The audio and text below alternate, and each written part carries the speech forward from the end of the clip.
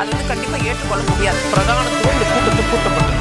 ஏன் இவ்வளவு பெரிய ஒரு கன்ஃபியூஷன்? நான் ரொம்ப சிம்பிளான ஒரு பத்தி அவருக்கு வேற எந்த விதமான ரைட்ஸும் கிடையாது. நேர்பட பேசு நிகழ்ச்சிக்கு உங்கள் அனைவரையும் அன்போடு வரவேற்கின்றேன். இன்றைய நிகழ்ச்சியில் நாம் பாதிக்க இருக்கக்கூடிய தலைப்பு என்பது டாஸ்மாக் வழக்கில் இடைக்கால தடை விதித்திருக்கிறது உச்சநீதிமன்றம். அது மட்டுமல்லாது அமலாக்கத்துறையின் செயல்பாடுகளை மிக கடுமையாக விமர்சித்திருக்கிறது உச்சநீதிமன்றம். அனைத்து எல்லைகளையும் மீறி செயல்படுகிறது அமலாக்கத்துறை என உச்சநீதிமன்றம் கண்டனம் தெரிவித்திருக்கிறது. இது மத்திய அரசுக்கு கிடைத்த சம்மட்டி அடி என திமுக எதிர்வினையாற்றி இருக்கிறது. ஒரு அரசியல்வாதியை போல இடி செயல்படுவதாக குற்றம் சுமத்தி இருக்கிறது. பாஜக தரப்பில் இருந்து வந்திருக்கக்கூடிய எதிர்வினை அப்படின்றது இது இடைக்கால தடை தான், டாஸ்மாக்ல நடைபெற்ற ஊழல் அப்படின்றது வெட்ட வெளிச்சம், அது நிச்சயமாக வெளிவரும் அப்படின்னு பாஜக தரப்பில் சொல்லப்பட்டிருக்கிறது. இதை ஒட்டி தான் நம்ம தலைப்பையை கட்டமைச்சிருக்கிறோம். அடித்தாடும் திமுக, பாஜகவினுடைய அடுத்த நகர்வு என்ன, இதுதான் தலைப்பு. நான் சிறப்பு விருந்தினர்களை உங்களுக்கு அறிமுகம் செய்து விடுகிறேன். வலதுசாரி ஆதரவாளர் திரு நித்யானந்தம் அவர்கள் வணக்கம். அரசியல் விமர்சகர் வழக்கறிஞர் அக்னீஸ்வரன் அவர்கள் வணக்கம். திமுகவிலிருந்து வழக்கறிஞர் திரு சரவணன் அவர்கள் வணக்கம். நம்மோடு அரசியல் விமர்சகர் செந்தில்வேல் அவர்களும் இணைந்திருக்கிறார். வணக்கம் திரு செந்தில். சரவணன், உங்களிடமிருந்தே தொடங்குறேன். திமுக வச்ச குற்றச்சாட்டுல விமர்சனங்கள்ல அமலாக்கத்துறை ஒரு அரசியல்வாதி, ஒரு அரசியல் கட்சி போல செயல்படுது அப்படின்னு சொல்றீங்க. அமலாக்கத்துறையின் செயல்பாடை எப்படி ஒரு அரசியலா பாக்குறீங்க? அதுக்கு பின்னாடி ஏதாவது ஒரு கணக்கு இருக்கா? 1000 கோடி ஊழல் என பிதற்றி கொண்டிருந்தார்கள் பாஜகவில் இருக்கவங்களும் அதிமுகவில் இருக்கக்கூடியவர்களும். ரெய்டு போன அன்னைக்கு அமலாக்கத்துறை சைலண்டாக இருக்கு. அடுத்த நாள் ஒரு பத்திரிகையில் செய்தி வருது 1000 கோடி ஊழல்னு. அதுக்கு அடுத்த நாள் வந்து திரு அண்ணாமலை சொல்கிறார் 1000 கோடி ஊழல்னு. அதுக்கு அடுத்த நாள் அமலாக்கத்துறை வந்து 1000 கோடி ஊழல் அப்படின்னுது.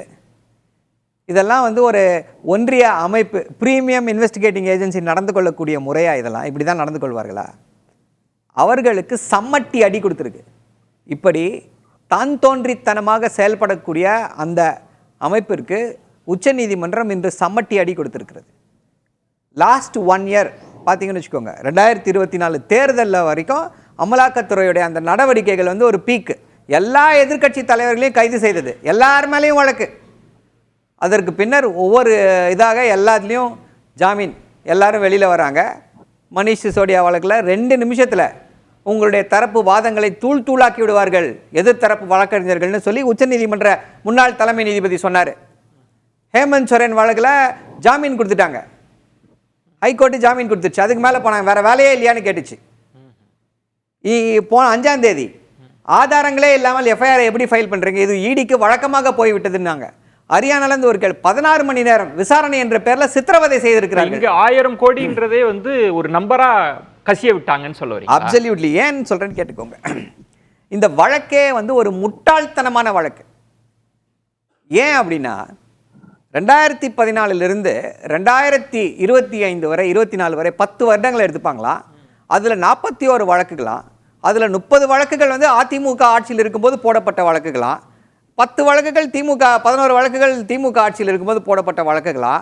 அமலாக்கத்துறை உங்கள் எல்லாருக்குமே தெரியும், 40 லட்சத்திற்கு மேலே இருந்தால் தான் அமலாக்கத்துறை விசாரிக்க முடியும் ஒரு வழக்கில்.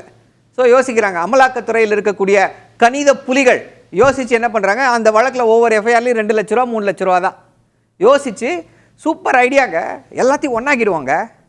ஒன்றாக்கிட்டால் சேர்த்து போடுங்க, 1 கோடி ரூபாய் வருது, எங்களுக்கு வந்துருச்சு, எங்களுக்கு வந்து ஜூரிஸ்டிக்ஷன் வந்துருச்சுன்னு சொல்லிட்டு அந்த வழக்குக்கு உச்சநீதிமன்றம் ஒரு சிறப்பான கேள்வியை கேட்டிருக்கு. இப்போது இன்னொரு முக்கியமான விஷயத்தையும் சொல்லி ஆகணும். என்ன அப்படின்னா, அமலாக்கத்துறைக்கு டைரெக்டாக எஃப்ஐஆர் ரெஜிஸ்டர் பண்ண முடியாது, டைரெக்டாக எந்த இதையும் விசாரிக்க முடியாது. ஏற்கனவே ஒரு முதல் தகவல் அறிக்கை பதியப்பட்டிருந்தால் மட்டும்தான் அமலாக்கத்துறையால் விசாரிக்க முடியும். ஸோ என்ன பண்ணுறாங்க, அப்போ தான் உச்சநீதிமன்றம் ஒரு கேள்வியை கேட்கிறது. என்ன கேட்குது, சரி எஃப்ஐஆர் இருக்குது, அது வந்து லஞ்ச ஒழிப்புத்துறை விசாரிச்சுட்டு இருக்கு, அங்கே உங்களுக்கு என்ன வேலை அப்படின்னு கேட்குறாங்க. அப்படியே விசாரிச்சிருந்தா கூட டாஸ்மாக் எப்படி நீங்கள் விசாரிக்க முடியும்? அது வந்து ஒரு மாநில அரசு சார்ந்த அமைப்பு, அந்த அமைப்புக்குள்ள ஒரு ஒன்றிய அமைப்பு ஜஸ்ட் லைக் தட் போய் பண்ணிட முடியுமா? அந்த அடிப்படையில் தான் என்ன சொல்கிறாங்க, நீங்கள் மாநில சுயாட்சியில தலையிட்டு கொண்டிருக்கிறீர்கள், you are causing damage to the federal structure of our constitution சொல்லி சொல்றாங்க. பற்றி உச்சநீதிமன்றம் சொல்லியிருக்கு. நான் உங்களிடம் கேட்கிறது, இதுக்குள்ள என்ன கணக்கு? இப்ப நீங்க சொன்ன மாதிரி கிட்டத்தட்ட 39 வழக்குகள் வந்து அதிமுக இதுல இருக்கு, கிட்டத்தட்ட 7 வழக்குகள் அப்படின்னு திமுக ஆட்சின்னா எல்லாத்தையும் ஒண்ணு சேர்த்துட்டாங்கன்னா என்ன கணக்கு? அது ஒன்லி திமுக மட்டும் டார்கெட் பண்றாங்களா? என்ன அரசியல் கணக்கு? நல்ல கேள்வி கேட்டீங்க, நல்ல கேள்வி கேட்டீங்க. அதுதான் இப்போ அந்த எதுக்கு அந்த இதை எக்ஸ்பிளைன் பண்ண அப்படின்னா வந்துடுச்சு அப்படின்னாங்க. இந்த வழக்குகள்லாம் என்ன வழக்குகள், மூல வழக்குகள் என்ன வழக்குகள் அப்படின்னா, அங்கே இருக்கக்கூடிய டாஸ்மாகில் இருக்கக்கூடிய salesman has committed some irregularity. ஏதோ பண்ணிட்டு இருக்காரு, ஏதோ ஒரு வழக்குலையும் ஒரு மாதிரியான irregularity. அந்த 2 லட்ச ரூபாய்க்கு irregularity பண்ணிட்டாரு, 3 லட்ச ரூபாய்க்கு irregularity பண்ணிட்டாருன்ட்டு இந்த எல்லாத்தையும் ஒன்றா ஒரு கூட்டாஞ்சோறு மாதிரி எல்லாத்தையும் ஒரு போட்டு கலக்கி அதிமுக ஆட்சி காலத்துல இருந்த அதிமுக ஆட்சி காலத்தில் இருக்கிறதையும் சேர்த்துட்டு இப்போ டாஸ்மாகில் எம்டியா இருக்கவரை போய் விசாரிப்பாங்களாம். என்னையா ஜோக் இதெல்லாம்? இல்ல யாரை டார்கெட் பண்றதா நீங்க அரசியலா ஏதாவது? திமுகவை டார்கெட் 1000 கோடி ரூபாய்னு கசிய விட்டுட்டு இன்னைக்கு சமூக வலைதளங்கள்ல ஒரு பொறுப்பற்ற முறையில பேசிக் கொண்டிருப்பவர்கள் ஹேசியங்களாக என்னதை பேசிட்டு இருக்காங்க? இவர் இப்படி ஆயிட்டாரு, அவர் அப்படி ஆயிட்டாரு, எவர் எப்படி போனா உனக்கு என்ன?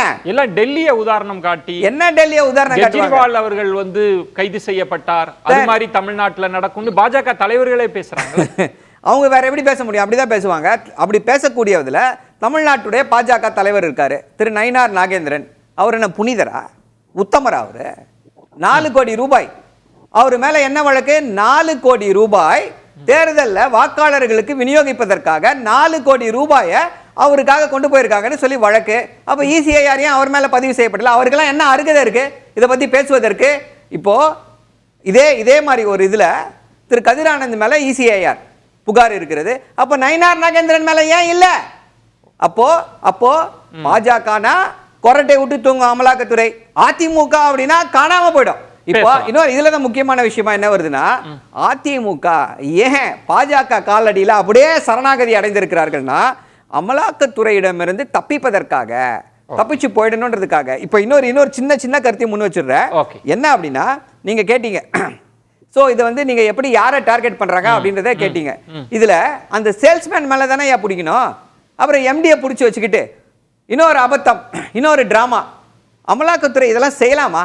தான் தோன்றித்தனமாக செயல்பட்டு கொண்டிருக்கிறார்கள் அந்த அதிகாரிகள். பேசலாம். அக்னீஸ்வரன், உங்கள் பார்வை என்ன? இப்போ சரவணன் சொன்ன மாதிரி இதுக்குள்ள ஒரு அரசியல் இருக்கு.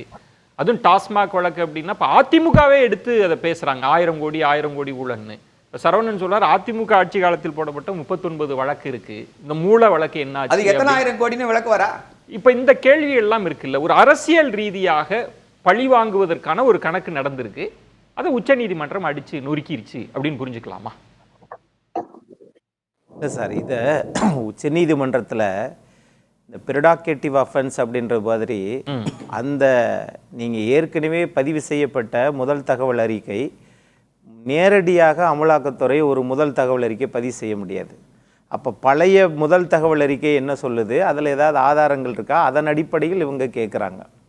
ஆனால் நீங்கள் கொடுத்த அந்த டெண்டரில் சாதாரண ஒரு வங்கியில் போய் லோன் வாங்கணும்னா ஆதார் இருக்கா, இது இருக்கா, எல்லாத்தையும் கேட்குறீங்களா, ரேஷன் அட்டை இருக்கா, அதெல்லாம் அப்டேட்டில் இருக்கான்னு கேட்குறீங்கள.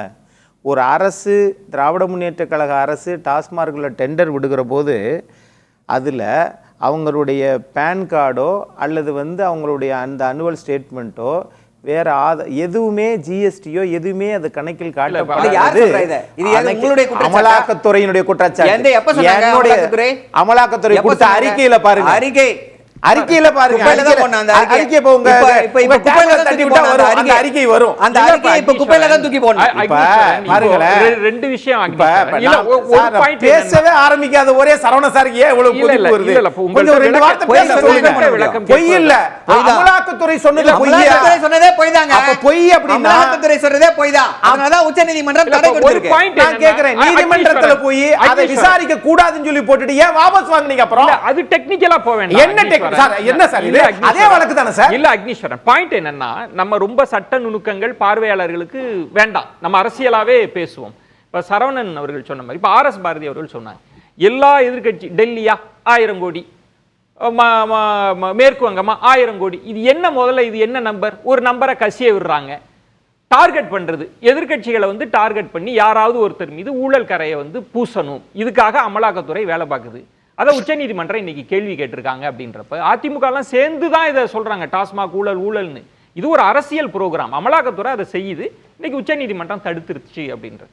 உச்சநீதிமன்றம் அதனுடைய தலைமை நீதிபதியினுடைய தீர்ப்பில் ஒரு வார்த்தை, ஒரு வாக்கியம் சொல்லப்பட்டிருக்கு. என்னன்னா, நீங்கள் தனி மனிதர்கள் செய்யக்கூடிய குற்றங்களை ஒரு மாநில அரசினுடைய துறை மீது நீங்கள் திணிக்காதீங்க அப்படின்னு இருக்கு. அப்படின்னா தனியா அமலாக்கத்துறை தனி மனிதர்கள் செய்தது யாருன்னு இப்ப திரும்ப ஒரு முதல் தகவல் அறிக்கையா அல்லது அது தாக்கல் பண்ணி கொண்டு வருவாங்க, அது வேற விஷயம். இப்ப நான் கேட்பது, இங்க அந்த அதிகாரிகளுக்கு ஒரு நிம்மதி பெருமூச்சு வந்திருக்குது. எப்படின்னு கேட்டீங்கன்னா, அதைத்தான் இவங்க உச்ச நீதிமன்றத்திலேயே வைத்திருக்கக்கூடிய முகில் ரோத்கி சொன்னதுல கூட மாநில சுயாட்சியில் தலையிடுகிறார்கள். அப்படின்னா அதன் பொருள் என்ன? மாநிலத்தில் பணியாற்றக்கூடிய அதிகாரிகள், ஐஏஎஸ் அதிகாரிகள் மீது, திரு விசாகன் அவர்கள் ஐஏஎஸ் மீது, திருமதி சங்கீதா அவர்கள் மீதோ, ஜோதி சங்கர் அவர்கள் மீதோ, ராமதுரை அவர்கள் மீதோ, இவர்கள் அத்துணை பேர் மீதும் அரசாங்கம் சம்மன் அனுப்பிச்சிருக்கு. அது ஸ்டேவும் வாங்கல, ஆஜரும் ஆகல. அதன் அடிப்படையில் அவங்க மீண்டும் ரொம்ப பண்ணிருக்காங்க. போறீங்க நீங்க வழக்கறிஞர்ன்றதுனால, நான் பார்வையாளர்களுக்கு புரியுறதுனால கேட்கிறேன் ஒரு விஷயம் தான். இப்போ சரவணன் சொன்ன மாதிரி இப்போ எல்லாருமே இந்த டாஸ்மாக் வழக்கு அப்படின்னா எல்லாரும் என்ன யாரை கை நீட்டுறாங்க? திரு செந்தில் பாலாஜி, செந்தில் பாலாஜி, செந்தில் பாலாஜி அப்படி. அவருக்கு இன்னொரு வழக்கு இருக்கு, டாஸ்மாக்னாலே திரு செந்தில் பாலாஜி.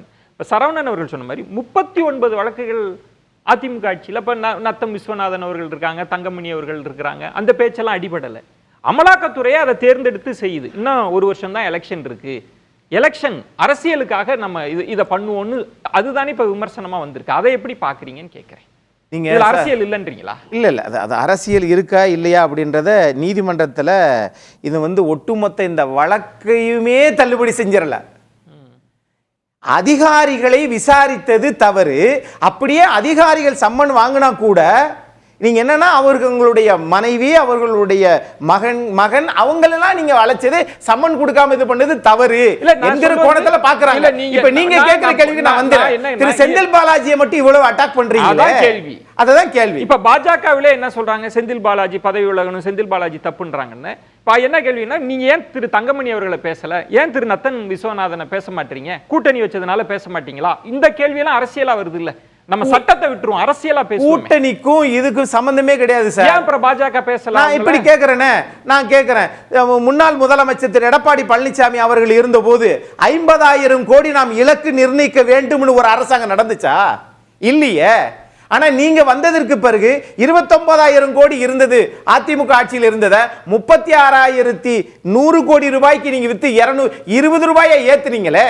அப்போ ஒரு அரசாங்கம் ஏன் திரு செந்தில் பாலாஜி நீங்க சொல்றீங்க அப்படின்னு என்ன கேக்குறீங்க? அமலாக்கத்துறை அப்படிதான் ஃபிக்ஸ் பண்றது, பாஜக அப்படிதான் ஃபிக்ஸ் பண்ணுது, அதிமுகவும் அதே தான் சொல்ல 1000 கோடி 1000 கோடி நான் கேக்குறேன்.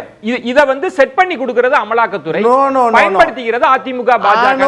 அதெல்லாம் கிடையாது. நான் அப்படி கேக்குறேன், இந்த அமலாக்கத்துறை இப்ப செட் பண்ணி கொடுக்குது இப்படினே நீங்க வச்சுக்கோங்க. அது பொய்யான குற்றச்சாட்டு, அதை விட்டுருவோம். அப்ப அந்த 6 கோடி ரூபாய் போக்குவரத்து இதுல அமைச்சரா இருக்கும்போது ஓட்டுநர் நடத்துனருக்கு அது வேற வழக்கு. அப்போ அப்படிப்பட்டவர் தான் இந்த அரசு வந்ததற்கு பிறகு தண்டிக்கப்பட்டதற்கு பிறகு, அதாவது தண்டனை என்பது சிறைச்சாலையில் 471 நாள் இருந்ததற்கு பிறகு இந்திய நாட்டினுடைய பிரதமரை தமிழ்நாட்டுடைய முதலமைச்சர் போய் பார்க்கறாங்க, திரும்பி வர்றாரு, திரும்பியும் அவருக்கே அமலாக்கத்துறை கொடுக்குறீங்களே. அப்ப இதனுடைய பின்னணி என்ன? இல்ல என்ன பின்னணி? இதுல ஐஏஎஸ் அதிகாரிகளை நீங்கள் தண்டிக்க நினைக்கிறீர்கள், அது தவறு. அவங்க இன்னைக்கு இருப்பாங்க, இன்னொருத்தங்க வேற மாதிரி போயிடுவாங்க. ஆனால் அரசினுடைய பயனாளிகள் இருக்காங்கல்ல. இப்ப உங்கள் பார்வையில அமலாக்கத்துறை நேர்மையா செயல்படுது ஒண்ணு. நான் நேர்மைன்னு சொல்லல சார், நான் நேர்மைன்னு சொல்லல. ஆனால் நீங்க சம்மன் யாருக்கு கொடுக்குறீங்களோ அவர்களை தான் விசாரித்திருக்க வேண்டும். தவறு நடந்திருக்குன்ற பாயிண்ட் எடுத்துக்கிறீங்க. திமுக ஆட்சியில தவறு நடந்து. ஆமா, அதுக்கு என்ன காரணம்? அதுல இதெல்லாம் நடந்திருக்குது, இந்த பேன் நம்பர் இதெல்லாம் இல்ல, அதனால அவங்க வச்சிருக்காங்க இல்லன்னு தெரியல. அது விசாரணை என்பது வேற. அதிகாரிகளை தொந்தரவுபடுத்த கூடாது. பேசலாம். திரு செந்தில், பார்வையாளர்கள் அனைவருமே இந்த வழக்கின் தன்மையெல்லாம் ஃபாலோ பண்ணியிருக்க மாட்டாங்க, சட்ட நுணுக்கம்லாம் தெரியாது. மேலெழுந்த வாரியா இதுக்குள்ள அரசியல் இருக்கா இல்லையா, பழி வாங்குறாங்களா இல்லையா அப்படின்னு. இப்ப தமிழிசை சொல்றாங்க தப்பு பண்ணியிருக்காங்க. இன்னும் சிலரே என்ன சொல்றாங்கன்னா, அமலாக்கத்துறை அரசியலெல்லாம் பயன்படுதுங்க, ஆனா திமுக ஆட்சியில தவறு நடந்திருக்கு, ஊழல் நடந்திருக்குங்க, இதை பழிவாங்குதல்லாம் சொல்லி தப்பிச்சுக்க முடியாதுன்ற வாதங்கள்லாம் இருக்கு. இது அரசியலா நீங்க சொல்லுங்க, இதை எப்படி புரிஞ்சுக்கணும்? இது பழிவாங்குற நடவடிக்கை தானே. இப்ப எனக்கு முதல் முறையாக நான் அக்னீஸ்வரனோடு உடன்படுகிறேன். அவருடைய துணிச்சலை நான் பாராட்டுறேன், மதிக்கிறேன். அவர் பேசுகின்ற பொழுது ஒண்ணு சொன்னார். என்ன சொன்னார் அப்படின்னு கேட்டீங்கன்னா, அம்மையார் செல்வி ஜெயலலிதா அவர்கள் மீண்டும் பதவியேற்றது தவறுன்னு ஒரு வாதத்துக்கு வந்தார். அந்த துணிச்சலை நான் பாராட்டுறேன். ஏன்னா நான் சொல்லவே இல்ல சார். இன்னைக்கு தலைப்பு என்ன சார்? நான் அப்படி சொன்னேனா? செந்தில் பாலாஜி வச்சு அதை பொருத்த போறாருன்னு நினைக்கிறேன். இப்படி செட் பண்ணி கொண்டு வரதா செந்தில் சாருடைய வேலையா இருக்குது. அக்னி நீங்க நோ என்ன கம்பேர் பண்ணாதீங்க. நான் அப்படி பேசவே இல்ல. ஆரம்பிக்கும் போதே பதறாதீங்க. ஒரு நிமிஷம் இருங்க, நான் பேசி முடிக்கிறேன். நீங்க சொல்லுங்க, உங்க டேன்ல சொல்லுங்க. உங்களுக்கு நேரம் தருவார் நம்முடைய விஜயன் சார். நீங்க என்ன சொன்னாரு திரு விஜயன் சார்? செந்தில் பாலாஜி ஜாமீன்ல வெளியில வந்தவுடன் அமலாக்கத்துறை அமைச்சராகவே பொறுப்பேற்கலாமா? அது எவ்வளவு பெரிய பாவம், தவறு அப்படின்னு கொந்தளித்தார் அக்னி. செந்தில் பாலாஜி பொறுப்பேற்றது தவறுன்னு அக்னி சொல்லுவார்னா, ஜாமீனில் வெளியில் வந்து அம்மையார் செல்வி ஜெயலலிதா அவர்கள் முதலமைச்சராக பதவியேற்றது தவறு தானே? அது என்ன? அங்க வந்தா ரத்தம், அங்க வந்தா தக்காளி சட்னியா? என்ன வாதம் இது? அப்ப இது பியூரா? நீங்க அழகா ஒரு क्वेश्चனை திருப்பி ரைஸ் பண்றீங்க. அப்ப வழக்குல இருந்த செந்தில் பாலாஜிக்கு அமைச்சர் பதவி கொடுத்தது தப்பு தானே? அப்ப முதலமைச்சர் செய்தது தவறு தானே? சார் அத கேளுங்க சார். நீங்க அது எப்படி சார்? இரண்டு முறை செல்வி ஜெயலலிதா அவர்களை விமர்சிப்பதற்கு செந்தில் சார் ஏன் அவ்வளவு துடிக்கிறாரு தெரியல. அவர் பேசட்டும், உங்க கேள்வியை எடுத்து பதில் சொல்லுங்க. நான் பேசி முடிக்கிறேன். அப்ப இறந்து போனவங்களை விடுங்க சார். இன்னைக்கு நடப்பு அரசியலை பேசுங்க சார். நான் என்ன பேசுறதுங்கறத நீங்க முடிவு பண்ணிக்கிட்டே இருந்தீங்கன்னா அக்னி நான் வார்த்தைக்கு வார்த்தை குறுக்கிடுவேன். அந்த டிபேட் மட்டும் இல்ல, நீங்க எந்த டிபேட்ல கலந்துட்டாலும் நான் குறுக்கிடுவேன் அக்னி. சரி, இது சரி விஷயத்துக்கு செந்தில் போ. இத அரசியலா பயப்படாதீங்க. ஏன் பயப்படுறீங்க விஜயன் சார்? நீங்க கேட்ட கேள்விக்கு வரேன். அரசியல் பழிவாங்குதல்னு எப்படி எண்ணிக்கை? ஆமா சார். எப்படின்னா 1,76,000 கோடி 2G வழக்குன்னு சொன்னாங்க. என்ன சார் ஆச்சு இன்னைக்கு? அந்த நம்பரை செட் பண்ணது யாரு? இதே பாஜக, இதே RSS எல்லாரும் சேர்ந்து அந்த ஃபிகரை செட் பண்ணி, இதே ஜெயலலிதா மேடம் இவங்களுக்கு ஆதரவான எல்லாரும் சேர்ந்து 1,76,000 கோடி கட்டுக்கட்டா பணமா எடுத்துட்டு போனாரு ஆராசான்னு சொன்னீங்க. ஆக்சுவலி சிஏஜி என்ன சொல்லிச்சு? இழப்பு ஏற்பட்டிருக்கலாம் என்று சொன்னதை இழப்புன்னு சொல்லல, ஊழல்னே அன்னைக்கு ஒரு நம்பரை பிக்ஸ் பண்ணீங்க. அந்த நம்பரை பிக்ஸ் பண்ணி திருப்பி பேசுனீங்க. நீதிபதி சொன்னாரு சாட்சி சொல்றதுக்கு ஆள் இல்லைங்கன்னாரு. விட்டுருங்க சார். இன்னைக்கு 5G நீங்க எவ்வளவு இடம் கொடுத்துருக்கீங்க? சரி, அதை விடுங்க. நீங்க காமன்வெல்த் ஊழலை சொன்னீங்கல்ல, இன்னைக்கு காமன்வெல்த் ஊழல் வழக்கை முடித்து வைத்தது யார்? இதே அமலாக்கத்துறை போய் சிபிஐ போய் என்ன சொல்லிட்டு வந்துட்டாங்க? ஒன்றிய அரசுடைய முகமைகள் போய், சார் எங்க கிட்ட வந்து இதை நிரூபிக்கிறதுக்கு எந்த தரவுகளும் இல்ல, ஆதாரமும் இல்ல, காமன்வெல்த் வழக்கை நாங்கள் முடித்து வைத்துக் கொள்கிறோம். நாட்டு மக்கள்கிட்ட பகிரங்க மன்னிப்பு கேட்கணும். இப்ப ஒரு இடத்துல தவறு நடக்குது, அந்த தவறுக்கு சொந்தமான அதிகாரிகள் அல்லது அவர்களுக்கு மேலதிகாரிகள் எல்லாரும் கைது செய்யப்பட வேண்டும். அவர்கள் அத்தனை பேரும் இதற்கு பொறுப்புனா, நான் இப்படி சொல்றேன், ஒன்றிய அரசின் பார்வையிலிருந்து சொல்றேன். ஒன்றிய அரசு இரட்டை இலை சின்னத்தை பெறுவதற்கு லஞ்சம் கொடுக்க முயன்றார் அப்படின்னு டிடி தினகரன் மீது ஒரு வழக்கு பதிவு செஞ்சிருக்கு. இப்ப டிடி தினகரன் யாருக்கு லஞ்சம் கொடுக்க முயன்றார்? தேர்தல் ஆணைய அதிகாரிகளுக்கு. இப்ப தேர்தல் ஆணையத்தினுடைய அதிகாரிகளை நியமிப்பது யார்? அதுல பிரதமருக்கு சம்பந்தமே இல்லையா? அப்ப பிரதமர் தான் லஞ்சம் வாங்கினார். அப்ப பிரதமர் பதவி விலகணும். அப்படி பேசுவோமா? இது என்ன லாஜிக்கு? மாநில சுயாட்சியை பத்தி முகுல் ரோஹத்கி பேசினாருன்னு ஒரு வாதத்தை வச்சாரு. முகுல் ரோஹத்கி எந்த அர்த்தத்துல மாநில சுயாட்சியை பத்தி பேசினாரு? ஏன் அவர் மிஸ்இன்டர்பிரட் பண்றாரு? முகுல் ரோஹத்கி என்ன சொன்னார்னா, சார் இந்த வழக்கு அனைத்தும் மாநில அரசுடைய காவல்துறை, லஞ்ச ஒழிப்பு காவல்துறை பதிவு பண்ணிருக்குது. நீங்க லஞ்ச ஒழிப்பு காவல்துறை பதிவு பண்ண வழக்குல நீங்க போய் தலையிடுறீங்களே, இது மாநில சுயாட்சிக்கு எதிரானதுங்கிறதா அந்த வாதம். திரு செந்தில், எனக்கு இப்ப இந்த வழக்கின் தன்மை இல்லாம அமலாக்கத்துறை ஒரு விசாரணையே நடத்துறாங்க, விசாரிப்பதினாலேயே இதுக்குள்ள அரசியல் இருக்கு அப்படின்னு சொல்ல முடியுமா? இப்ப நான் இன்னொரு கேள்வி கேட்கிறேன். திரு எடப்பாடி பழனிசாமி அவர்களினுடைய உறவினர் வீட்டுல வந்து சோதனை நடக்குது அப்படின்னாலே திமுக எதிர்வினை ஆற்றுது. அமலாக்கத்துறை சோதனை நடத்துறாங்க, நீங்க அடிபணிஞ்சிட்டீங்க, நீங்க வந்து இன்னும் கடுமையான விமர்சனம் வைக்கிறீங்கல்ல, அது மாதிரி தானே எதிர்கட்சிகள் வைப்பாங்க. சோதனை நடக்குது, தப்பு நடந்திருக்கு. இல்ல சார், நான் திருப்பி சொல்றேன், இதுல அதிமுக எதிர்கட்சியாக இதுல வந்து கிளைம் எடுத்துக்கிற நினைக்கிறது பொலிட்டிக்கல் அட்வான்டேஜ் எடுத்துக்கிறது எனக்கு பிரச்சனை இல்லை. அது அதிமுக செய்யும். பரஸ்பரம் நீங்க சொன்னதான் கரெக்ட். இந்த பக்கம் போனா திமுக சொல்லுவாங்க, அந்த பக்கம் போனா அதிமுக சொல்லுவாங்க. என்னோட கேள்வி, அமலாக்கத்துறை ஒரு வேலையை பண்ணது இல்ல பிஜேபி, அமலாக்கத்துறை இல்ல பாஜக அமலாக்கத்துறை வச்சு ஒரு வேலை பண்ணுது. என்ன வேலை பண்ணுது? நீங்க வந்து முதல்ல அப்படி ஒரு ரைடு போறது, உடனே அடுத்த நாளே ஊடகங்களுக்கு ஒரு செய்தியை கசிய விடுறது. 1000 கோடின்னு எக்ஸாக்டா கூட சொல்லல, ரொம்ப கிளவரா சொன்னாங்க. 1000 கோடி அளவுக்கு இதில் நடைபெற்றிருக்கலாம் என்று யூகிக்கப்படுகிறது. உடனே அதை எடுத்துட்டு அண்ணாமலை அப்படியே பேசுவார். அப்புறம் மற்ற பாஜக காரங்க பேசுவாங்க, சமூக வலைதளம் முழுக்க பேசுவாங்க. அதுக்கு ஒரு ஹேஷ்டாக் போடுவாங்க, 1000 கோடி 1000 கோடி 1000 கோயப்பல்ஸ் இது ஃபார்முலா. இது ஒரு பொய்யை திருப்பி திருப்பி திருப்பி திருப்பி திருப்பி திருப்பி திருப்பி சொல்லிக்கிட்டே இருக்கிறது. அப்போ இப்ப என்ன ஆகும் தெரியுமா? 5 வருஷம் கழிச்சு 10 வருஷம் கழிச்சு கொஞ்சமும் வெட்கமின்றி 2G வழக்குல எப்படி ஒண்ணுமே இல்லைங்க இப்படின்னு இப்ப கையை விரிச்சிட்டாங்களோ, எப்படி காமன்வெல்த் வழக்குல ஒண்ணுமே இல்லைன்னு கையை வச்சிருவாங்களோ அது மாதிரி கையை வச்சிருவாங்க. ஆனால் அந்த 5 வருஷம் 10 வருஷம் சம்பந்தப்பட்டவர் மன உளைச்சலுக்கு ஆளாகி ஜெயில கடந்து அந்த அதிகாரிகள் சஸ்பெண்ட் ஆகி பென்ஷன் வாங்காம போய் இதுக்கிடையில சில இடங்கள்ல ஆட்சி மாற்றமே ஏற்பட்டிருந்தாங்க. ஆட்சி மாற்றம் ஏற்பட்டு இவங்க எதெல்லாம் நடக்காததா நடந்ததா சொன்னாங்களோ அதுல எல்லாத்தையும் இவங்க உட்கார்ந்து கொள்ளையடிச்சிட்டு இருப்பாங்க. இல்ல இப்ப டாக்டர் தமிழிசை அவர்கள் சொல்றது ஊழல் வந்து வெட்ட வெளிச்சாங்க, நடந்ததெல்லாம் உண்மை, ஒரு இடைக்கால தடை வந்து மேல்முறையீடு இதெல்லாம் இன்னும் வழக்கு விசாரணை எல்லாம் இருக்கு, அன்னைக்கு எல்லாம் வெளிச்சத்துக்கு வந்துரும் அப்படின்றாங்க. இந்த இடைக்கால தடைக்கே இவ்வளவு கொண்டாட தேவையில்லை. தயவு செய்து சார் விஜயன் சார், தயவு செய்து மனசாட்சியோட பேசுவோம் சார். தயவு செய்து ஒரு 2 நிமிடம் மனசாட்சியோட எல்லாரும் பேசுவோம். இந்த இடி அமலாக்கத்துறை சிபிஐ நம்ம அதிமுக திமுக எல்லாம் விட்டுருங்க. டாக்டர் தமிழிசைக்கு நான் சொல்றேன், பணிவோட கேட்கிறேன் அக்காவுக்கு 1 to 1 விவாதிக்கலாமா? அக்கா என்னோட எது ஊழல் அதைத்தான் நீ சுப்ரீம் கோர்ட் கேட்டிருக்கு. மூல வழக்கு என்ன சார்? பிரச்சனை என்ன? ஃபர்ஸ்ட் ரிப்போர்ட் எங்க ஆகுது? 2017 17/10/2017 எஃப்ஐஆர் நம்பர் 07/2017 34 எஃப்ஐஆர் அதிமுக ஆட்சி காலத்துல. என்கிட்ட 41 எஃப்ஐஆரோட டீடைல்ஸ் நம்பரோட இருக்கு சார். 41 எஃப்ஐஆர் டீடைலோட இருக்கு நம்பரோட.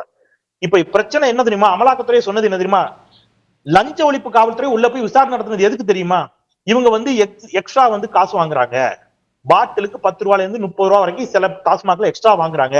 இந்த குற்றச்சாட்டின் அடிப்படையில் எடப்பாடி பழனிசாமி தலைமையிலான அரசு இருக்கின்ற பொழுது லஞ்ச ஒழிப்பு காவல்துறை உள்ள போகுது. 34 எஃப்ஐஆர் ஃபைல் பண்றாங்க. திமுக ஆட்சிக்கு வருகின்ற பொழுது 7 எஃப்ஐஆர் ஃபைல் பண்ணப்பட்டிருக்கு. இந்த 41 எஃப்ஐஆர் தான் இன்னைக்கு கபில் சிபில் அங்க கோட் பண்ணி காட்டுறாரு. நான் இயரோட டேட்டோட சொல்றேன். இப்போ ஒருத்தர் 10 ரூபாய் எக்ஸ்ட்ரா வாங்கினது ஊழல் அப்படின்னு தமிழிசை நம்புவார்கள் என்று சொன்னால், சிலிண்டர் வீட்டுக்கு சிலிண்டர் போடுறவரு 50 ரூபாய் வாங்குறாரு சார்.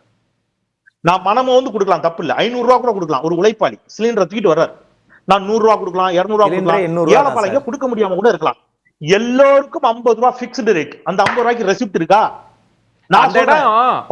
நீங்களா இல்ல சரவணனா எனக்கு கொடுக்க சரவணன் அவர்களா கொடுக்கிற விளக்கம் இல்ல. நீங்க சொல்ற ஒரு உதாரணம் சொன்னதுனால சொல்றேன், சேர்த்தே சொல்லுங்க. சிலிண்டர் போடுறவர் 50 ரூபாய் கூட வாங்குறாருன்னா அவருக்கு வச்சுக்கிறார், அவரு உழைக்கிறாரு, ஆசைப்பட்டு கொடுக்குறாங்க, வாங்கிக்கிறாங்க. கிடையவே கிடையாது. அதுதான் தப்பு. அவருக்கு வைக்கல. இந்தியா முழுவதும் எக்ஸ்ட்ரா வாங்கக்கூடிய 50 ரூபாய் மோடிக்கு பங்கு போகுது. என்ன சார் பேசுறீங்க? இதத்தான் அண்ணாமலை அவர்கள் டாஸ்மாக்ல சொன்னாங்க. என்னமோ அதுக்கெல்லாம் ஆதாரம் இருக்காங்க. நீங்க சிலிண்டர்ல சொல்றீங்க.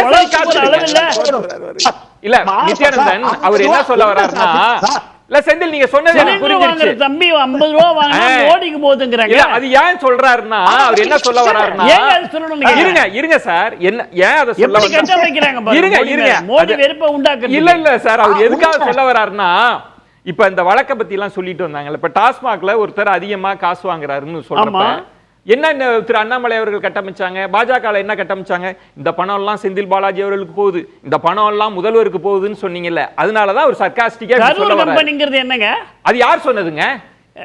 உள்ளதுதான். யார் சொன்னது என்ன? சமூகத்துறை எங்க இருக்குது?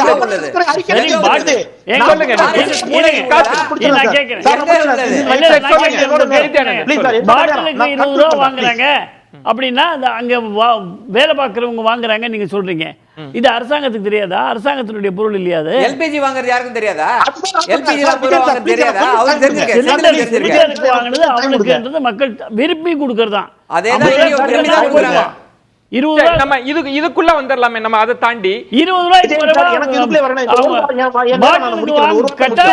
செந்தில் நான் மீண்டும் வரேன். திரு செந்தில் கொஞ்சம் காத்துருங்க. நித்யானந்தன், இப்போ இந்த அமலாக்கத்துறைன்றது வந்து ஒரு அரசியலாக பயன்படுத்தப்படுது. ஒரு அரசியல் எதிர்கட்சிகள் எல்லாம் வந்து நெருக்கடி கொடுக்கறதுக்கு இன்னைக்கு ஒரு சம்மட்டி அடி கிடைச்சிருக்கு மத்திய அரசு. என்னோட முறை அது, உங்களோட அது.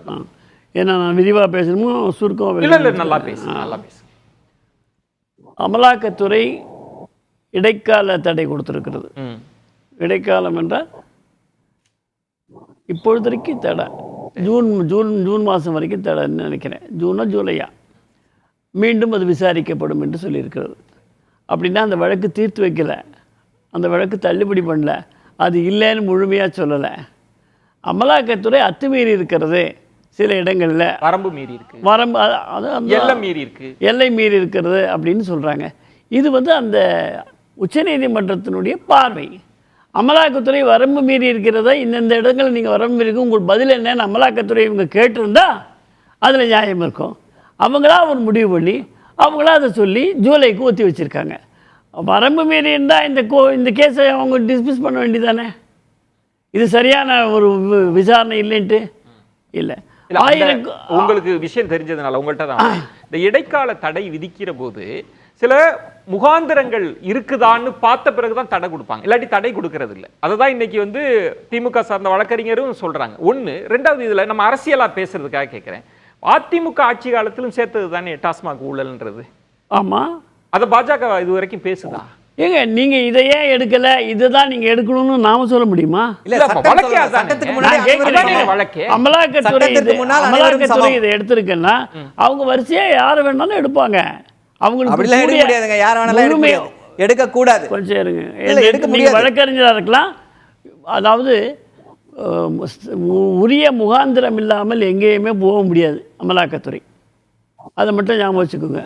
அதனால் அவங்க மேலே ஏன் எடுக்கலைன்னா அதுக்கான பொருள்களை சேகரிச்சிட்டு இருப்பாங்க, எடுப்பாங்க, இன்னும் முழுமை பெறாமல் இருந்திருக்கும். இல்லை, நான் கேட்பது நீங்க சொல்வது சரி, அமலாக்கத்துறை விட்டுருவோம் அவங்க எடுக்கிறதுன்னு. இப்போ பாஜக எங்கு இது அரசியலா வருதுன்னா, பாஜக அத்தனை தலைவர்களும் நேற்று வரைக்கும் பேசுனாங்கல்ல, எதுக்காக கூட பேசுறாங்க. ஏன் வந்து செலக்டிவா திமுக மட்டும் பேசுறாங்க? அதிமுக ஆட்சி ஊழல் அது டாஸ்மாக்ல 39 வழக்கு என்னாச்சு அப்போ இருக்கலாம். ஆனா வந்து பாஜக பொறுத்த வரைக்கும் திமுக தானே முதல் எதிரியா பாக்குறாங்க, அதைத்தான் சொல்லுவாங்க. அதிமுக சொல்ல மாட்டாங்க. அரசியல் அதுதாங்க பேச முடியும். அரசியல் எப்படி பேசுவாங்க? கூட இருக்கக்கூடிய கூட்டாளியை பேசுவாங்களா? அதுக்கு பேர் ரெட்டை வேடம். அரசு ரெட்டை வேடம் தான். எத்தனை 5 வேடம் போடக்கூடியவங்க, 9 வேடம் நவராத்திரி மாதிரி போடக்கூடியவங்கலாம் நம்ம பார்த்துட்டு இருக்கோம். ரெட்டை வேடம் தான் இது, 2 வேஷம் தான். என்னன்னா அமலாக்கத்துறை தங்கமணி, நத்தம் விஸ்வநாதன் அப்படி ஏதாவது நகர்வாங்களான்னு கேட்கறாங்களே திமுக தரப்புல. அது யாருக்கு தெரியும்? அது போகலன்றாங்க, யாருக்கும் அப்படி எதிர்கட்சியா போக மாட்டாங்கன்னு சொல்றாங்க. இப்போ 2 வருஷமா வந்து அதிமுக பாஜகவோட கூட்டணி கிடையாது. அது மட்டும் இல்லை, கடுமையாக விமர்சனமும் பண்ணாங்களா இல்லையா? ஏன் அமலாக்கத்துறை அவங்க வீட்டுக்கு போகல? ஏன் பாஜக அவங்களுக்கு அழுத்தம் கொடுக்கல?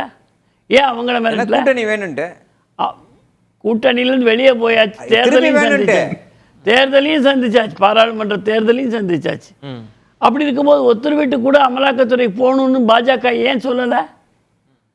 அதனால பாஜக சொல்றதெல்லாம் வெத்து பேச்சு. நான் உங்களுக்கு ஒரே ஒரு வார்த்தை, அமலாக்கத்துறை பாஜக இயக்கலன்னு சொல்ல கேட்க முடியாதுங்க. ஏங்க அமலாக்கத்துறை தனியாக அது செயல்படக்கூடியது, அதில் அரசாங்கம் நுழைய முடியாது.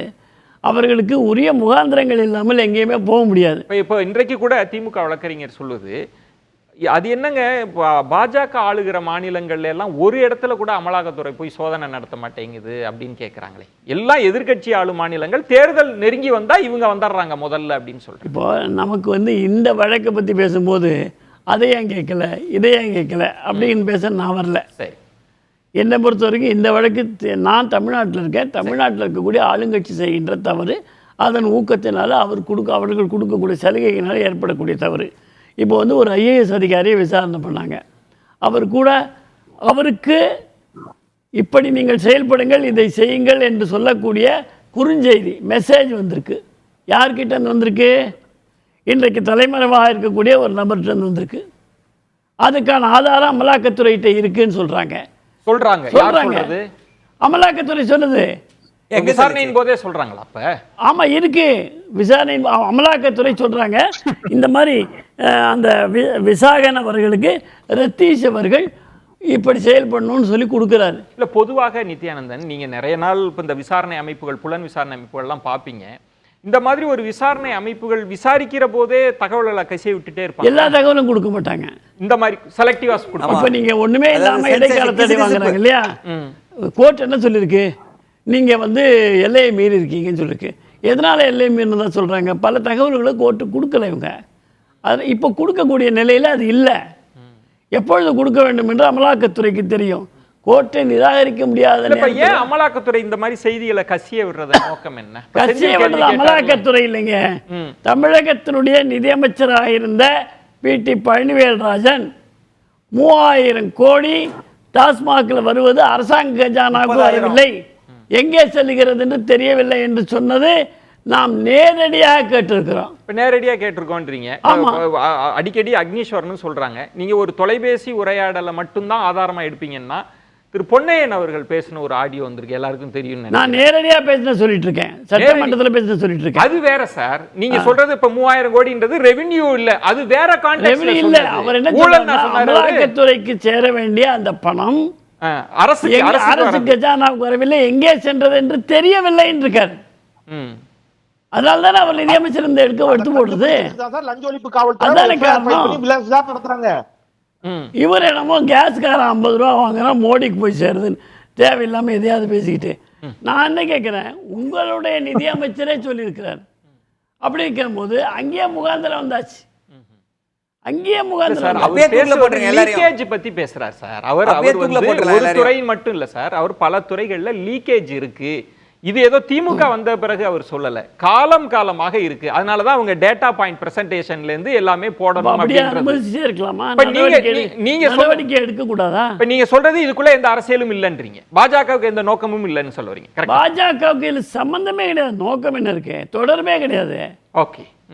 அவங்க அமலாக்கத்துறை என்ன சொல்றாங்களோ அது அவங்களுடைய அரசியலுக்காக. முருகன் அவர்கள் சொன்னது கூட நித்யானந்தன் சொன்ன மாதிரி அமலாக்கத்துறைக்கு எங்களுக்கு என்னங்க சம்பந்தம், தப்பு நடந்ததுதான் அவங்க போய் விசாரிப்பாங்க அப்படின்னு சொல்றாங்க. இதுல எங்களை ஏன் சம்பந்தப்படுத்துறீங்க அப்படின்னு கேட்க. ஒரே சம்பந்தம்.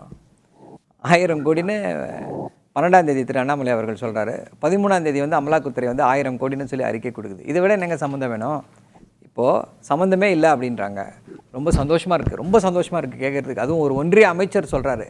இப்போது கடந்த 1 வருடமாக உச்சநீதிமன்றம் தொடர்ந்து அமலாக்கத்துறையை கேள்வி கேட்டுக்கொண்டே வருகிறது, கடுமையான கண்டனங்களை பதிவு செய்திருக்கிறது. அப்போது அமலாக்கத்துறையில் இருக்கக்கூடிய அதிகாரிகளுக்கு பொறுப்பே இல்லையா? அக்கௌண்டபிலிட்டியே கிடையாதா? என்ஃபோர்ஸ்மெண்ட்டுக்கு ஒரு சீஃப் இருக்காரு, டைரக்டர், அவர் இதெல்லாம் கேட்டு ரிசைன் பண்ணிட்டு போக மாட்டாரா?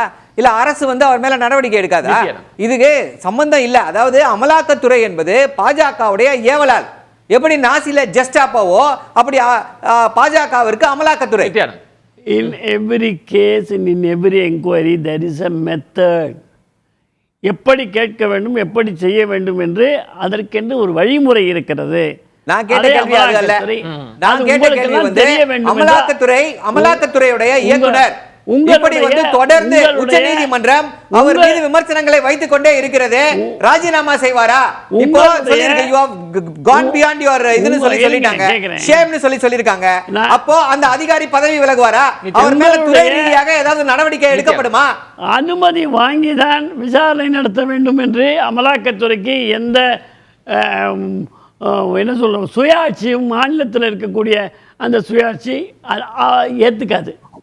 அதுக்கு பேர் சுயாட்சி கிடையாது. அதனால இவங்க உச்சநீதிமன்றம் கோட் பண்ணதே நீங்க தவறுன்றீங்க. அவங்க கூட்டாட்சி இல்லைங்க, தவறு நான் சொல்ல, இடைக்கால தடை தான் கொடுத்துருக்காங்க. அதுல உள்ள அப்சர்வேஷனை தப்புன்னு சொல்ல வரீங்களா? அது பின்னாடி தெரியும் உங்களுக்கு. சம்மட்டி அடின்னு சொல்றாங்க இல்லையா, அது யாருக்கு சம்மட்டி அடி என்ன அப்படின்னு. சரி, யாருக்கு அடி நீங்க சொல்லுங்க. வழக்கு வரும், அது ஏங்க நான் சொல்லணும்? வழக்கு வரும்போது தெரியும். இப்ப நீங்க முன்முடிவோடு இருக்கீங்க, இதுல தவறு நடந்திருக்கு, 1000 கோடி ஊழல். நான் மட்டுமா, உலகத்துக்கே தெரியும். அதான் யாருன்னு சொல்றேன். இதுல வந்து கூட்டாட்சி தத்துவத்துக்கு வச்சுட்டாங்கன்னு நீதிபதியே சொன்னார்.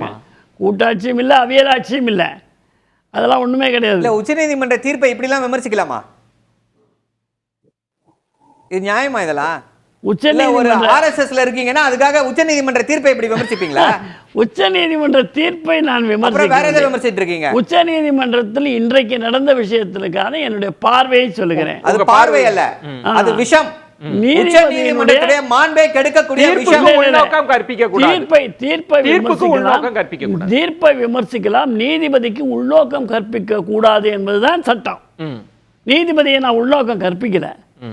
அவர் வழக்கறிஞர், அவருக்கு தெரியும் நீதிபதி மேல நான் உள்நோக்கம் கற்பிக்கிறேன். தயவு செய்து நீதிமன்ற தீர்ப்புகளை இப்படி கொச்சைப்படுத்துவது மாதிரி பேசாதீங்க, தயவு செய்து பேசாதீங்க. இப்போ பாஜக இதன் பின்னணியில் பாஜக தான் இருக்கு அப்படின்னா பாஜகவின் அடுத்த நகர்வு எப்படி இருக்கும்? இந்த இடைக்கால தடைன்றது எதிர்கட்சி அதிமுகவோ பாஜகவுக்கு பெரிய பின்னடைவா? அடுத்த கட்டம்ன்றது எப்படி போகும்னு நினைக்கிறீங்க? பாஜக இதை வந்து திருப்பி என்ன பண்ணுவாங்க அப்படின்னு கேட்டீங்கன்னா, பொது வெளியில வந்து பேசுபொருள் ஆக்கிறதுக்கு தான் ட்ரை பண்ணுவாங்க. ஆனால் கடந்த காலங்களில் அந்த அவர்களுடைய உத்தி அவர்களுக்கு கை கொடுத்திருக்கலாம். ஆனால் இனி வரக்கூடிய காலகட்டங்களில் அவர்கள் எடுக்கக்கூடிய அந்த முயற்சி வந்து தோல்வியில் தான் முடிவடையும். அப்புறம் நான் 2 விஷயத்தை மட்டும் சொல்லிடுறேன், முக்கியமான செய்திகள். இது ஏதோ வந்து அமலாக்கத்துறை வந்து இன்னைக்கு தான் அமலாக்கத்துறை உச்சநீதிமன்றம் கண்டிச்சிருக்குன்னு நினைக்காதீங்க. மோடி வந்ததிலிருந்து இது நடக்குது. 2023ஆம் ஆண்டு M3M அப்படிங்கிற ஒரு வழக்கு, அதுல வந்து அமலாக்கத்துறை கைது நடவடிக்கையை உச்சநீதிமன்றம் கைது செஞ்சதை ரத்து செஞ்சுட்டு குற்றச்சாட்டுகளுக்கு ஆதாரம் இல்லாமல் கைது செய்ததாகவும் இடி பகைமையுடன் செயல்படக்கூடாது அப்படின்னு அழுத்தமா சொல்றாங்க. அப்ப இடி எப்படி செயல்படுதுங்க? பகைமையுடன் செயல்படுகிறது. இன்னும் ஒருபடி மேல சொல்றேன், இடியினுடைய இயக்குனர், அமலாக்கத்துறை இயக்குனர் சஞ்சய் குமார் மிஸ்ராவுக்கு வழங்கப்பட்ட 3வது முறை பதவி நீட்டிப்ப சட்ட விரோதம்னு உச்சநீதிமன்றம் சொல்லிச்சு. இப்ப தொடர்ச்சியாகவே இடி என்ன பண்றாங்க அப்படின்னு கேட்டீங்கன்னா, இன்னும் 2-3 வழக்கு கூட இருக்குது, நான் நேரம் கருதி அதை சொல்லல. தொடர்ச்சியா ஏதோ தமிழ்நாட்டுக்கு மட்டும் சொல்லல, எல்லா ஸ்டேட்லயும் இந்த பிரச்சனை இருக்குது. இப்ப கேள்வி என்ன அப்படின்னு கேட்டீங்கன்னா, ஒரு 10 ரூபாய் 20 ரூபாய் 30 ரூபாய் எக்ஸ்ட்ரா வாங்குறாங்கிற புகாரின் அடிப்படையில் மாநில லஞ்ச ஒழிப்பு காவல்துறை எடுத்த நடவடிக்கையை இவங்க கையில் எடுத்து உள்ள வர்றாங்க. அதுதான் பிரதான கேள்வி. ஒரு வாதத்துக்கு வச்சுப்போம், 7 எஃப்ஐஆர் திமுக ஆட்சி காலத்தில் போடப்பட்டுச்சு. அந்த முறைகேடுகளுக்கு ஒருவேளை முதலமைச்சர் பொறுப்பேற்க வேண்டும் அப்படின்னு இங்க இருக்கக்கூடிய நண்பர்கள் சொல்லுகிறார்கள் அப்படின்னு எடுத்துக்கிட்டா சரி, அந்த வாதத்துல இருந்து நான் பேசுறேன். அந்த வாதத்துல இருந்து பேசுவோம். 7 எஃப்ஐஆர்களுக்கு இன்றைய முதலமைச்சர் ஸ்டாலின் பொறுப்பேற்க வேண்டும். ரைட். 34 எஃப்ஐஆருக்கு எடப்பாடி பழனிசாமி பொறுப்பேற்கணும்ல, அவரையும் கைது செய்யணும்ல, அவரையும் இப்ப விசாரிக்கணும். இப்படிலாம் பேசுவீங்களா? 1000 கோடின்னு உத்தேசமா சொல்றீங்க. 34 எஃப்ஐஆர்ல அதிக முறைகேடு நடந்திருக்குமா? 7 எஃப்ஐஆர்ல அதிக முறைகேடு நடந்திருக்குமா? அப்ப 34 அதிகமா நடந்திருக்கும். அதை பத்தி ஏன் இந்த பாஜக பேச மறுக்கிறது? அப்ப இது எவ்வளவு பெரிய அறத்திற்கு புறம்பான துளியும் அறமற்ற ஒரு செயல்பாடு. இத கேள்வி கேட்பதை சொல்லுங்க. இது இது இது வந்து பாஜகவுக்கோ அல்லது அதிமுகவுக்கோ பின்னடைவு நெருக்கடின்னு சொல்ல வரீங்களா? டாஸ்மாக் வழக்குன்றது இது பேக் ஃபயர் ஆயிடுச்சுங்க. எக்ஸாக்ட்லி இது பேக் ஃபயர் ஆயிடுச்சு. நான் வந்து ரொம்ப பணிவோட சொல்றேன், அதே சமயத்துல தன்னம்பிக்கையோட சொல்றேன். இந்த இஷ்யூல முதல்ல இந்த விஷயத்தை வெளிக்கொண்டு வந்தது நான் தான். 34 எஃப்ஐஆர்கள் அஇஅதிமுக ஆட்சி காலத்தில் போடப்பட்டதுங்கிறத எஃப்ஐஆர் டீடைல்ஸோட எடுத்து பதிவு பண்ணியிருந்தேன். இன்றைக்கு அந்த உண்மை வெளியான பிறகு இதுல வந்து என்ன பண்றதுன்னு தெரியாம, இந்த விஷயத்துல மட்டுமல்ல, தமிழ்நாட்டுல இவங்க லாவண்யா வழக்கு எடுத்தாங்க, பேக் ஃபயர் ஆச்சு. இந்த வழக்கு எடுத்தாங்க, பேக் ஃபயர் ஆச்சு. இந்த ராணுவ வீரரினுடைய மனைவி தாக்கப்பட்டார்னு ஒரு பிரச்சனை கிளப்பினாங்க, பேக் ஃபயர் ஆச்சு. எல்லா வழக்குகளும் பாஜகவிற்கு சிக்கலைத்தான் தந்து கொண்டிருக்கிறது. எதுவுமே சொல்ல. இன்னும் ஒரு 2 எக்ஸாம்பிள் மட்டும் நான் சுருக்கமா சொல்லிடுறேன். நீங்க அமலாக்கத்துறைக்குள்ளே வாங்க. அமலாக்கத்துறை தமிழ்நாட்டுல அங்கித் திவாரி அப்படிங்கிற ஒரு அதிகாரி லஞ்சம் வாங்கினாரு, மாநில அரசு கைது செஞ்சு நமக்கு தெரியும். இப்ப கேரளால அதே மாதிரி ஒரு அதிகாரி லஞ்சம் வாங்கி கைது செய்யப்பட்டிருக்காரு. லஞ்சம் எவ்வளவு தெரியுமாங்க?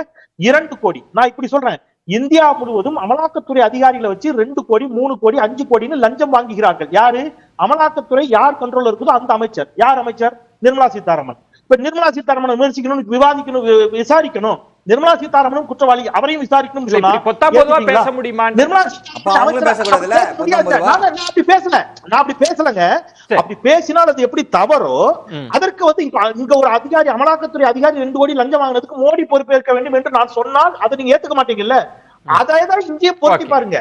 ஸ்டாலினுக்கு ஒரு நியாயம், எடப்பாடி பழனிசாமி ஒரு நியாயம், ஒரு நியாயம் வைக்காதீர்கள். குறிப்பா இந்த டாஸ்மாக் வழக்கு அப்படின்றது, இந்த இடைக்கால தடை இதெல்லாம் சேர்த்து வைத்து இப்ப அதிமுக ஆட்சி கால வழக்குகள் போட்ட இதெல்லாம் பாக்குறப்போ பாஜக அதிமுகவுக்கு இது பேக் ஃபயர் ஆயிடுச்சு அப்படின்றாங்க அரசியல் ரீதியா. அப்படிதான் எடுத்துக்கணுமா? அமலாக்கத்துறை என்பது மத்திய அரசாங்கத்தில் இருக்கக்கூடிய ஒரு துறை. மாநில அரசாங்கத்தில் இருக்கக்கூடிய மதுவிலக்கு துறையில் ஏற்பட்ட பிரச்சனைகளை அதன் அடிப்படையில் விசாரணை நடத்துகிறாங்க, சம்மன் கொடுக்குறாங்க. அது தவறாக இருந்ததுன்னா நீங்கள் உச்சநீதிமன்றத்துக்கு போகிறீங்க. நான் கேட்குறேன், தவறே நடக்கவில்லை என்று நீங்கள் நினைத்திருந்தால் ஏன் மாநில உயர்நீதிமன்றத்தில் அதை ஏன் நீங்கள் தாக்கல் பண்ணிட்டு திரும்ப வாபஸ் வாங்கினீங்க? தவறே நடக்கலப்பா, இன்னைக்கு உங்களுக்கு தீர்ப்பு, அதாவது இடைக்கால தீர்ப்பு ஆதரவாக கிடைத்தவுடன் அறம் சார்ந்து பேசக்கூடிய நீங்கள் மாநில உயர்நீதிமன்றத்துக்கு ஏன் போனீங்க? போனதை ஏன் வழக்க வாபஸ் வாங்கினீங்க? இது ஒண்ணு, அதோடு விட்டுருவோம். அடுத்து இங்க நான் கேட்கிறேன், நம்ம சரவணன் சார் வந்து அதை சொல்லுவாரா? அதாவது அதிமுக சார்பா யாருமே வந்து அமலாக்கத்துறையோ அல்லது வந்து வணிக வருமான வரித்துறையோ யாருடைய அதிமுக வீட்லயும் ரைடே பண்ணல. அதுக்கப்புறம் என்ன நடந்தது? அதானே உங்க சார் ரைடு அதுக்கப்புறம் என்ன பண்ணுச்சுன்னா, அது மத்திய அரசாங்கத்தை நீங்க 40 எம்பி வச்சிருக்கீங்க, இதுக்கு முன்னாடி 39 எம்பி வச்சிருக்கீங்க. அதானே சொல்றாங்க, அரசாங்கம் செய்ய வேண்டிய வேலையை சார் பேச விடுங்க சார், பேசுங்க. என்ன கேள்வி கேட்டீங்க, பேச வரும்போது அப்படி தட்டி விட்டுறீங்க, அதுதான் உங்க வேலைய. ஆகவே நீங்க நடந்துச்சா இல்லையா அதுக்கு பதில் சொல்லுவீங்க. இல்லாம அதிமுக திமுக எல்லாத்தையும் அரசாங்கம் செய்யக்கூடியது, ஒரு துறை செய்யக்கூடியதை நீங்கள் அரசியலாக முட்டுக்கோர்த்து சேர்த்து கதம்ப மாலையா மாத்தி நீங்க செய்யற தப்புல இருந்து கிளச்சஸ் ஆஃப் லால இருந்து தப்பிக்க பாக்குறீங்க பாருங்க. அது என்னைக்கு நடக்காது. நீங்க சொல்ற அரசியல் ரீதியா டாஸ்மாக் வழக்குன்றது திமுகவுக்கு நெருக்கடி தான். அதிமுக அரசாங்கத்திற்கு நீங்க திமுக ஏன் பேசுறீங்க? திமுக அரசாங்கத்திற்கு அவ்வளவுதான். இரண்டு சார் இது மட்டும் சொல்ல முடியாது. நீங்க சார் சொல்லுங்க, சரவணன் சார் சொல்லுங்க. சொல்லும்போது சொன்னாரு, நீங்க வந்து ஐயா துரைமுருகன் அவருடைய பையன் திரு கதிரானந்தம் மீது இது பண்ணாங்களே அப்படின்னு. ஆதாரம் இருக்கு இல்லையா? தேர்தலுக்காக காட்பாடி கனரா வங்கியிலிருந்து கட்டுக்கட்டாக பணம் எடுத்து அது எங்க ஊர்ல சாக்குன்னு சொல்லுவோம், இங்கிட்டு கோணி பையின்வாங்க போட்டு வார்டு வாரியாக கொடுத்தது யார்? ஆதாரம் இருக்கா இல்லையா? அது ஒட்டு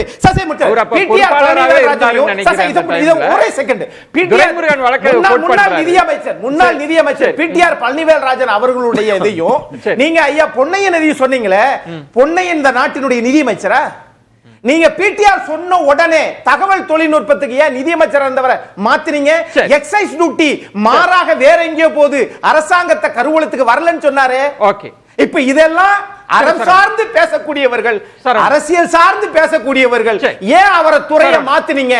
குற்றம் நடந்து ஒத்துக்கிறீங்களா? சரவணனோட கருத்து வாங்கி. இல்ல, இப்போ அமலாக்கத்துறை எப்படி செயல்படுது அப்படின்றதுக்கு சிறந்த எடுத்துக்காட்டு. எப்படி வந்து அமலாக்கத்துறையும் பாஜகவும் க்ளோஸ் நெக்ஸஸில் போகிறாங்கன்றதுக்கு டெல்லி லிக்கர் ஸ்கேம் நீங்கள் சொன்னீங்க, அதில் பார்த்தீங்களா அப்படி நடந்துச்சுன்னு. அதில் என்ன கூதல் நடந்தது அப்படின்னா, சரத் ரெட்டின்னு ஒருத்தர் இருக்கார். அவர் வந்து அரவிந்தோ ஃபார்மாவுடைய ஓனர். அவர் என்ன பண்ணுறாங்க, அவரையும் இந்த வழக்கில் கைது செய்கிறாங்க. கைது செய்து அவர் சிறையில் இருக்கிறார். கைது செய்து சிறையில் இருந்த உடனே ஒரு 25 கோடி ரூபாய் எலக்டோரல் பாண்ட்ஸ் மூலமாக பாஜகவிற்கு நன்கொடையாக கொடுக்கிறார். நன்கொடையாக கொடுத்த உடனே என்ன ஆகுதுன்னு பார்த்தீங்கன்னா, என்ன ஆகுது அப்படின்னா, உடனே வந்து ஜாமீன் மனு தாக்கல் செய்கிறார். என்னவா, முதுகுவலியா, அவருக்கு ரொம்ப முதுகுவலியா. உடனே ஜாமீன் மனு தாக்கல் செய்கிறார்.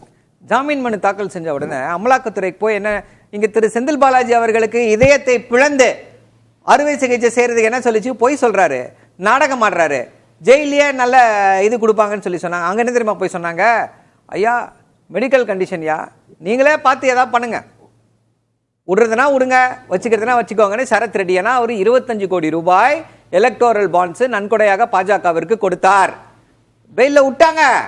இத நீங்க கனெக்ட் பண்ணி பேசுறீங்க இப்ப. ஆமா, சரத் ரெட்டியை பெயில விட்டாங்க. அதுக்கு பிகஸ்ட் காமெடி அப்புறம் தான் வருது. சம்பந்தமே இல்லைன்றாங்கல்ல, என்ஃபோர்ஸ்மெண்ட் டைரக்டரேட்டுக்கும் பிஜேபிக்கும் சம்பந்தமே இல்லைன்றாங்கல்ல. அடுத்து அவர் ஜாமீன்ல வந்துடுறாரு. ஃபர்ஸ்ட் இடைக்கால ஜாமீன். அப்போ இடைக்கால ஜாமீன்ல வந்த உடனே அமலாக்கத்துறை என்ன பண்ணுதுன்னா, அவருக்கு வந்து ஒரு கான்டாக்ட் சர்டிஃபிகேட் கொடுக்குது. இவர் வந்து ரொம்ப உத்தமருங்க, இடைக்கால ஜாமீன்ல வந்து ஒண்ணுமே பண்ணுங்க, நியாயமா நடந்துக்கிட்டாருங்க, ஜாமீன் கொடுத்துருங்க அப்படின்னாங்க. ஜாமீன் கொடுத்துட்டாங்க. ஜாமீன் வாங்கிட்டு வெளில வர்றாரு. வெளில வந்த உடனே என்ன பண்றாரு, இன்னொரு 5 கோடி ரூபாய் பாஜகவுக்கு கொடுக்குறாரு. என்ன பண்றாங்க தெரியுமா, அந்த வழக்குல அவர் குற்றவாளி இல்லைன்னுறாங்க. சிபிஐ இடி அவரை குற்றவாளி இல்லைன்னு சொல்லிட்டு அவரை அப்ரூவரா மாத்திடுறாங்க அந்த வழக்குல. இது இது இது வந்து எப்படின்னா கிளாசிக் எக்ஸாம்பிள். எப்படி பாஜக அமலாக்கத்துறையை கையில் வைத்துக் கொண்டு பணம் கொடுத்தீங்கன்னா எக்ஸ்ட்ராக்ஷன் ஏஜென்சி, அதனாலதான் என்ஃபோர்ஸ்மெண்ட் டைரக்டரேட் எக்ஸ்ட்ராக்ஷனேட் டிபார்ட்மெண்ட்னு சொல்லி சொல்றோம். இப்படி எல்லா பணம் பாஜகவுக்கு பணம் கொடுத்தீங்க அப்படின்னா எல்லா வழக்குகளும் பஞ்சாக பறந்துவிடும். நித்யானந்தம், உங்களுடைய நிறைவு கருத்து, இந்த டாஸ்மாக் வழக்கு அடுத்த கட்டம் எப்படி போகும்னு நினைக்கிறேன்? டாஸ்மாகில் வரக்கூடிய கணக்கில் வராத பணங்கள் கோடிக்கணக்கில் வேறு விதமாக எங்கெங்கோ செல்லுகிறது. எப்போ வந்து நேர்மை இல்லாத தெரியாத அளவிற்கு பண பரிவர்த்தனை நடக்கிறதோ அப்பொழுதெல்லாம் இடி வரும்.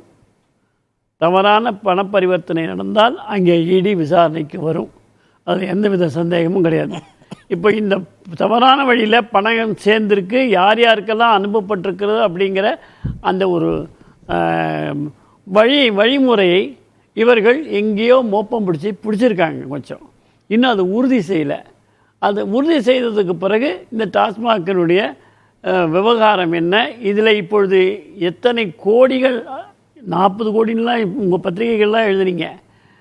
ஏதோ அண்ணாமலை 1 கோடி தான் சொன்னார், பழனிவேல்ராஜன் 3 கோடி சொன்னார். அதனால் இந்த மாதிரியான தவறு நடந்திருக்கிறது என்பதற்கான ஆதாரங்கள் ஆங்காங்கே கசிய விடப்பட்டிருக்கின்றன. அது மட்டும் இல்லாமல் உறுதியான ஆதாரங்கள் ஈடி கையில் மாட்டிருக்கு அமலாக்கத்துறையில். அமலாக்கத்துறை ஏதோ ஆட்சிக்கு சம்பந்தப்பட்டு ஆட்சியாளர்கள் செய்வார்கள் அப்படின்றத புதுசாக பாஜக வந்த பிறகு தான் நடக்குதுன்னு சொல்ற போது, அறிவாலயத்தில் மேலே என்ன நடந்தது, அறிவாலயத்தில் கூட்டு பேச்சுவார்த்தை நடத்தும் போது மேலே என்ன நடந்தது, கீழே என்ன நடந்தது நமக்கு தெரியும். அவங்களோட தான் இன்னைக்கு கூட்டு. உங்க நிறைவு கருத்து, இதனோட அடுத்த கட்டம் டாஸ்மாக் வழக்கோட அடுத்த கட்டம் இல்ல, அவ்வளவுதான். இதுக்கு முற்றுப்புள்ளி, அமலாக்கத்துறையுடைய முட்டாள்தனத்துக்கு முற்றுப்புள்ளி வைத்திருக்கிறது உச்ச நீதிமன்றம். இனிமே என்ன பண்ண முடியும் அதுல இதை வச்சு தானே ஃபுல்லா இது பண்ணிட்டு இருந்தீங்க. இந்த வழக்கை இனிமே வந்து இது பண்ண முடியாது, விசாரிக்க கூடாது அப்படின்னு சொல்லி தடை விதித்திருக்கிறார்கள். இதைத்தான் முதல்ல இருந்து சொல்லிட்டு இருக்கோம். நீங்க ஒரு கேள்வியை மீண்டும் மீண்டும் வைத்துக்கொண்டே இருந்தீர்கள். ஐயா 39 எஃப்ஐஆர் வந்து அதிமுக ஆட்சி காலத்துல போடப்பட்டிருக்கு, அதுக்கு என்னையா பதில்னா அமலாக்கத்துறை கிட்ட பதில் கிடையாது. இப்போ இன்னொரு அதான் என்னன்னா அது வந்து எப்ப வேணா செய்வார்கள், இது பண்ண முடியாது. இல்ல, ஒரு சட்டத்தின் ஆட்சி நடக்கிற இடத்துல எல்லாரும் சமமாக நடத்தப்பட வேண்டும். திரு செந்தில், உங்களுடைய ஒரே ஒரு விஷயம், இடைக்கால தடை என்பது முற்றுப்புள்ளி கிடையாது, அரைப்புள்ளி. செந்தில், இந்த டாஸ்மாக் வழக்கு அடுத்த கட்டம் எப்படி போகும்னு நினைக்கிறீங்க? சுருக்கமா, டைம் இல்ல. இது அடுத்த கட்டமா நிச்சயமா பாஜகவிற்கு எதிராக போகும், அதிமுகவிற்கு எதிராக போகும். 100 நாள் வேலை திட்டத்தில் 75 கோடி குஜராத்தில் இருக்கக்கூடிய பாரதிய ஜனதா கட்சியினுடைய அமைச்சர் பச்சு கபாத் அவருடைய மகன் 75 கோடி ரூபாய் 100 நாள் வேலை திட்டத்தில் ஏமாற்றிருக்கிறார். இந்த 100 நாள் வேலை திட்டத்துல ஒரு மாநிலத்துல ஒருத்தர் மட்டும் 75 கோடி ரூபாய்னா பாஜக ஆட்சி செய்யக்கூடிய மாநிலங்கள்ல எல்லாம் எவ்வளவு, இதில் மோடிக்கு எவ்வளவு பங்கு போயிருக்கும் என்பதெல்லாம் நீங்க யோசிக்க. நீங்க ஆதாரம் இல்லாம சொல்லிட்டே இருக்கீங்க.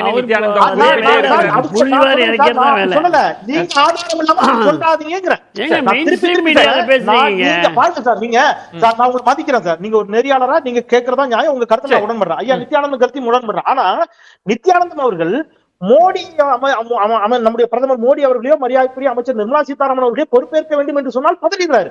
எடப்பாடி பழனிசாமியாவது பொறுப்பேற்க சொல்லுங்க, இந்த 34 வழக்குன்னா வேண்டாங்கிறாரு. ஸ்டாலின் மட்டும் பொறுப்பேற்றுக்கிட்டே இருக்கணும்னு சொன்னா இது நியாயமானு மட்டும் சொல்லு. பொறுப்பெடுத்தா எல்லாரும் பொறுப்படுங்க. ஓகே, நன்றி. சிறப்பு விருந்தினர்களுக்கு நெஞ்சம் நிறைந்த நன்றிகளை தெரிவித்துக் கொள்கிறேன். மற்றொரு தலைப்புல சந்திக்கிறேன். நன்றி, வணக்கம். அது வந்து கண்டிப்பா ஏற்றுக்கொள்ள முடியாது. பிரதான தூண்டு கூட்டப்பட்டது.